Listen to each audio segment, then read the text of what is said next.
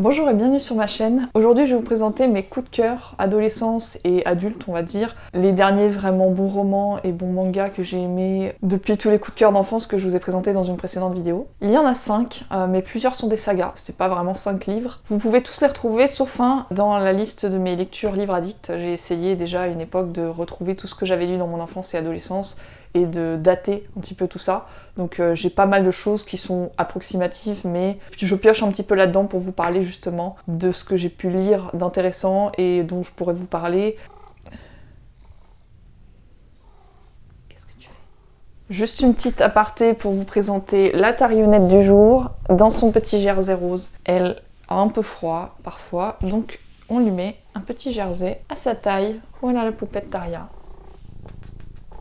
Elle est très demandeuse de câlins. Je vais donc commencer avec le premier titre parmi eux. Je ne sais pas si certains d'entre vous connaissent. Honnêtement, j'en ai jamais entendu parler autrement que par le biais de ma meilleure amie qui m'avait fait lire ces mangas. L'auteur est Isaya Nakajo et c'est aux éditions Tonkam. Il y a une vingtaine de tomes dans la série. Ça raconte l'histoire d'une jeune fille qui est fan d'un athlète de saut en hauteur qui s'appelle Sano. Et cet athlète de saut en hauteur a arrêté de sauter déjà depuis quelques temps. Elle décide de se couper les cheveux très courts et de se faire passer pour un garçon pour s'intégrer dans un lycée de garçons dans lequel se trouve être Sano Izumi. Il s'avère que c'est également un internat, donc elle va devoir vivre complètement dans cet internat en se faisant passer pour un garçon. Elle va se faire plein de potes et j'adore l'humour de cette série. Je pense que j'ai un truc avec les histoires de personnes qui se font passer pour une autre, que ce soit un garçon qui s'est passé pour une fille ou l'inverse, ou les doubles vies, ce genre de trucs. J'adore ça, le côté je garde le secret. Après c'est pas forcément très honnête. En l'occurrence, elle n'est pas amoureuse de cet athlète, elle est juste fascinée par lui et je pense qu'elle veut l'aider. Évidemment, une romance va naître là-dessus. Ce que j'ai vraiment adoré, c'est l'aspect double identité en fait, avec ces garçons qui apprennent à la connaître, qui apprennent à être potes avec elle et qui ont ces petites intuitions parfois. En fait, ce que j'ai beaucoup aimé surtout, c'est le fait que on a une relation de protection qui se crée entre les deux, dans les deux sens en fait. Très vite, Sano va en fait se rendre compte du secret de Mizuki. Mizuki c'est l'héroïne, hein, j'ai oublié de la nommer. Et en fait, pendant la quasi-totalité finalement de la série, il sait qui elle est mais il ne le dit pas. Finalement chacun a son secret puisque d'un côté elle fait semblant d'être un garçon et de s'intégrer et elle prend des risques et elle a un petit peu tête en l'air. C'est un petit peu le cliché justement de l'héroïne de manga, hein. Souvent c'est la fille qui réfléchit pas trop mais qui est super joyeuse et qui est pleine d'énergie et qui est un modèle pour les autres. Et à côté de ça, Sano, du coup, il la voit, il l'admire un petit peu dans quelque sorte. Et par contre, il essaye de la protéger parce qu'il sait très bien que si jamais on découvre que c'est une fille, vu que c'est un internat pour garçons, elle sera virée. Et il commence à bien sûr l'apprécier. Alors évidemment, ils se retrouvent dans le même dortoir, hein, dans la même chambre, sinon c'est pas drôle. Donc il y a le petit côté dès le début où il sait très bien que c'est une fille, donc du coup il arrive pas à dormir la nuit parce que en fait il est pas tellement tranquille dans son intimité. Et en plus de ça, elle est un petit peu somnambule, enfin bref, j'adore tout l'humour de cette série. Après, je l'ai lu il y a longtemps et je me souviens que ça m'avait pas gêné que ce soit lent, mais au final, effectivement, c'est extrêmement lent. C'est vraiment la vie de lycée, mais avec ce petit détail supplémentaire, quoi, qui est que, au fait, Mizuki, c'est une fille, voilà, c'est tout. C'est très agréable à lire, j'ai beaucoup aimé, j'ai pas été déçue de la fin ni rien, et franchement, tout était super. Et on apprend à connaître tous les personnages, comme souvent dans une série de mangas un peu longue comme ça. Enfin, je sais pas si c'est considéré comme long parce que 20 tomes, c'est pas forcément tant que ça comparé à d'autres. On apprend vraiment à connaître chaque personnage très en profondeur, ses petits problèmes, sa personnalité et ses peines de cœur. D'ailleurs, Nina s'est inspiré un petit peu de ce thème que j'adore qui est le côté double vie et justement côté la fille qui se change en garçon. Là en l'occurrence Nina c'est par magie. Je sais que c'est pas dit dans le résumé mais on pourrait le dire hein, totalement, dès le début c'est comme ça en fait. Nina a un problème de contrôle de la magie puisqu'elle accepte de se faire initier par les fées et elle se change en garçon pour avoir une autre identité à peu près stable et du coup elle a ce côté double vie justement où elle se retrouve dans l'internat pour garçons la moitié du temps et l'autre moitié du temps elle est une fille. Après j'ai pas du tout copié le reste, hein, c'est juste le principe qui me plaisait, puis de toute façon il a été fait et refait, hein, je l'ai vu dans Secret Girl aussi dont j'avais parlé dans une autre vidéo. En fait je vous parle de parmi depuis tout à l'heure et j'avais complètement oublié que j'avais 2 tomes puisque après ça, après avoir lu toute la série avec ma meilleure amie, je me suis procuré les 2 premiers tomes des années après en fait. Et donc voici le premier tome. Donc vous voyez la fille au milieu, Sano Izumi à gauche et le meilleur pote. Et ici vous voyez le tome 2 avec la fameuse jeune fille avec sa petite fleur dans les cheveux. En japonais ça s'appelle Hana Zakari no Kimitachi E et ça a été adapté, je sais pas s'il existe un animé mais par contre il existe un drama, peut-être même plusieurs mais bon, un c'est sûr, avec quelques petits acteurs un peu connus des dramas si jamais vous connaissez les dramas japonais. Je l'ai vu, je l'ai même revu des années après. Ça reste un drama donc c'est très surjoué, très dans l'exagération, mais sinon c'est sympa à regarder donc je recommande aussi si jamais vous aimez ça. Ensuite, Dengeki Daisy de Kyosuke Motomi chez Kaze Manga. Cette série-là, je sais plus si je l'ai découverte également avec ma meilleure amie ou si c'était après, mais c'était en tout cas après parmi eux, ça c'est sûr. C'est une série que j'ai adorée et que j'ai terminée un peu sur le tard. Et je sais pas comment dire, en fait, elle devient de plus en plus sérieuse au fil du temps, mais en même temps, elle est sérieuse au début, c'est juste qu'on le voit pas forcément complètement. C'est l'histoire de Toru, je crois qu'elle s'appelle, qui est au lycée, qui a perdu son grand frère. Depuis qu'elle a perdu son grand frère, et je crois qu'elle est orpheline du coup, elle est seule au monde, elle a ce téléphone qui lui permet de communiquer avec Daisy, qui est en fait un ami de son grand frère, qui doit veiller sur elle, et elle n'a jamais vu à quoi il ressemblait, c'est juste quelqu'un qui a beaucoup de mots doux pour elle, qui est plein de soutien, et grâce à lui, en fait, elle arrive à aller de l'avant malgré le fait qu'au lycée, elle se fait un peu maltraiter par tout le monde, parce qu'elle est pauvre, et que, enfin, vous savez, c'est toujours le cliché un peu dans certains mangas aussi, la fille pauvre qui est dans un lycée, et les autres la méprisent, et puis lui balancent des seaux d'eau à la figure, et ce genre de trucs, donc elle vit des choses pas cool.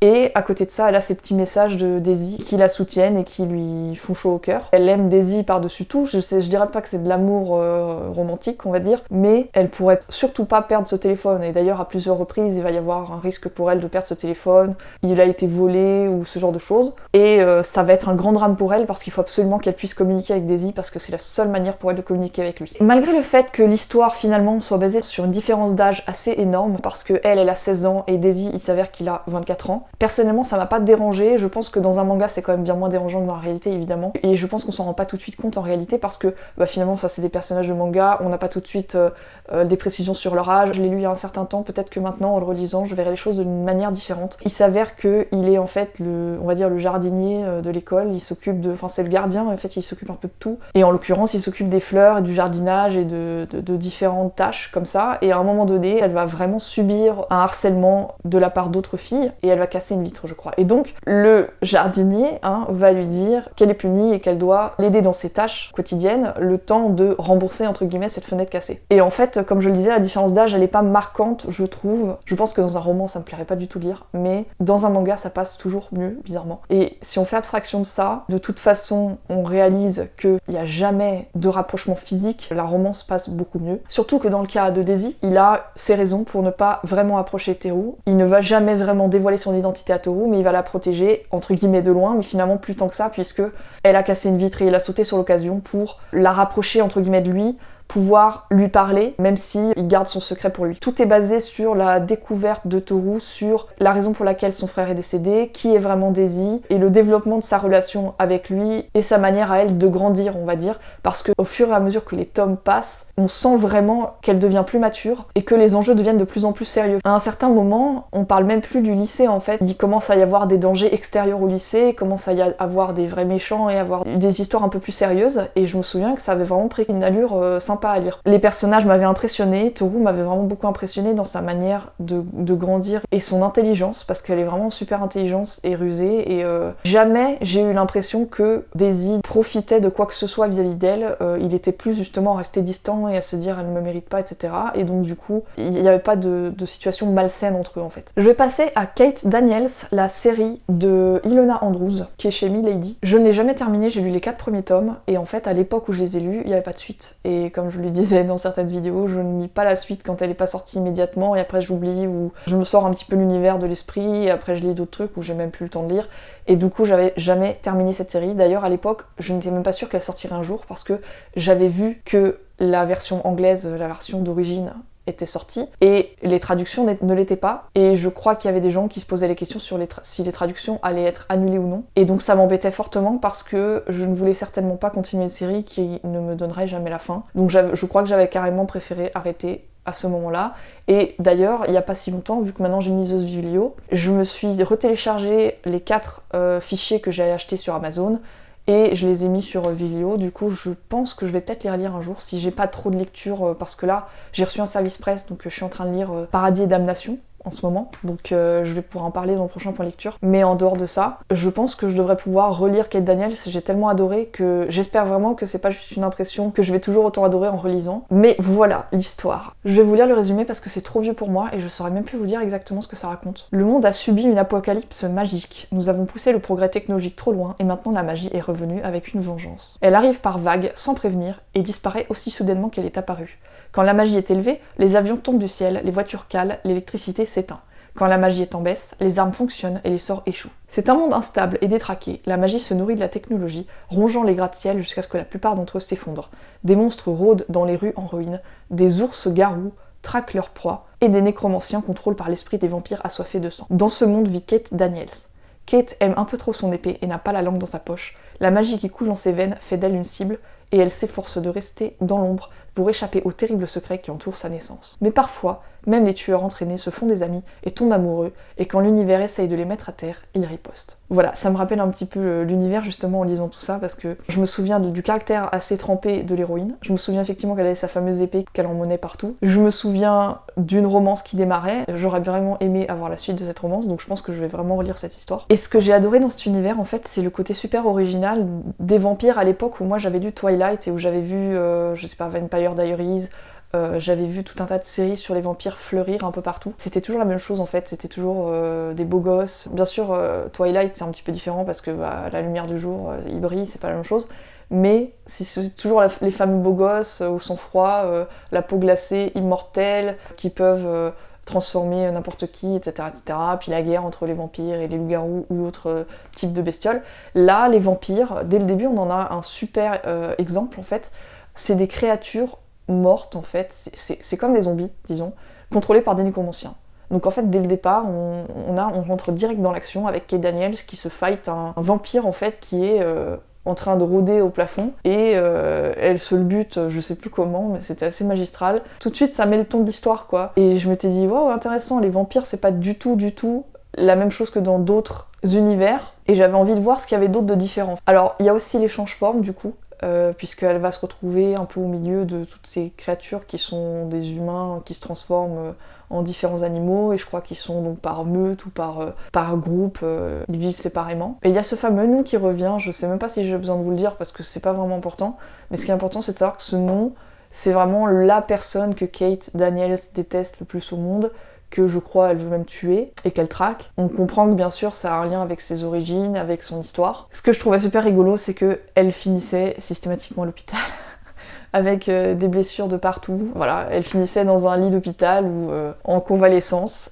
Et on avait ça je sais pas combien de fois, peut-être à chaque fin de bouquin, je sais plus. Mais je trouvais ça rigolo parce que c'est rarement comme ça que ça se termine. Enfin, c'était vraiment la marque de fabrique de Kate Daniels. C'était vraiment l'hôpital à la fin du bouquin. J'en ai un excellent souvenir, que ce soit l'écriture, l'univers, la romance, qui m'a prise par surprise. Je ne m'attendais pas du tout à la personne à laquelle elle s'est intéressée. Je ne m'attendais... Peut-être que c'est moi qui étais trop naïve à cette époque et qui n'avais pas vu venir le couple. En tout cas, c'était réussi. Ensuite, j'ai lu Dans les bois éternels de Fred Vargas, aux éditions J'ai lu. C'est un bouquin que j'ai acheté par hasard dans une Fnac parce que j'avais une amie à l'IUT qui me disait qu'elle adorait Fred Vargas. J'avais jamais lu Fred Vargas, j'ai pas beaucoup lu de polar en général, et je voulais essayer. Je l'ai vu à peine sorti dans une Fnac, je l'ai pris. Et je le lisais dans le train pour aller au boulot. Et je sais pas comment dire, ça a été une grosse surprise, même si j'ai pas forcément lu beaucoup de Fred Vargas depuis, j'en ai peut-être lu 2 autres. C'est parce que je suis pas particulièrement polar de manière générale, c'est juste que j'ai été bluffée par la qualité de l'écriture, et j'ai beaucoup aimé l'immersion dans laquelle elle nous avait plongé, parce que dans Les Bois éternels, je pense que vous pouvez aller voir le résumé si ça vous intéresse. C'est juste un polar comme un autre polar de Fred Vargas, je pense que c'est vraiment elle qui a rendu ce livre intéressant, et je pense que ses autres livres sont tout aussi intéressants. Maintenant, moi c'est avec celui-là que j'ai démarré, donc je pense pas qu'il y ait une différence. Les autres m'ont aussi beaucoup plu, mais je pense que ce qui m'a marqué, c'est vraiment la découverte de cette plume. Ce que j'ai adoré, c'est à quel point elle était capable de créer des personnages profonds et des personnages travaillés en fait. J'aurais pu rester des heures à lire juste des dialogues entre ces personnages tellement c'était agréable à lire, fluide, et j'avais l'impression d'y être et de les écouter parler, et du coup bah ils avaient beau dire des choses super banales en fait, j'étais dans une espèce de petite atmosphère confortable et j'étais bien quoi. Et ça m'avait jamais fait ça avant, ou peut-être que c'est le fait d'avoir repris la lecture à cette période là, mais j'ai vraiment adoré ça. Et je me souviens aussi qu'un personnage avait été en danger à un moment donné, et puis le moment où il fallait comprendre en fait ce qui lui était arrivé, est-ce qu'il était mort, est-ce qu'il était pas mort, le voir prostré au sol, et je me souviens que j'avais été prise comme si je regardais un film quoi. J'avais jamais eu ça en lisant le bouquin, ou alors peut-être dans mon enfance et je m'en souviens plus. Et je me souviens que ça m'avait vraiment fait quelque chose, je me suis dit purée, ça c'est bien écrit. Après j'ai été aussi un petit peu surprise évidemment par la tournure des événements, les révélations sur le coupable, etc. etc. Mais ça je pense que c'est parce que je suis pas habituée au polar, donc peut-être que je me suis fait avoir entre guillemets, que j'ai pas pu deviner qui était le coupable et qui avait buté je sais pas qui, ou qui avait fait je ne sais quoi. En tout cas, ça avait bien fonctionné sur moi, donc si jamais vous voulez essayer pour son écriture, moi j'avais franchement été agréablement surprise par Dans les bois éternels, et puis après j'ai lu Sous le vent de Neptune, je crois, et un autre aussi, qui était très sympa aussi.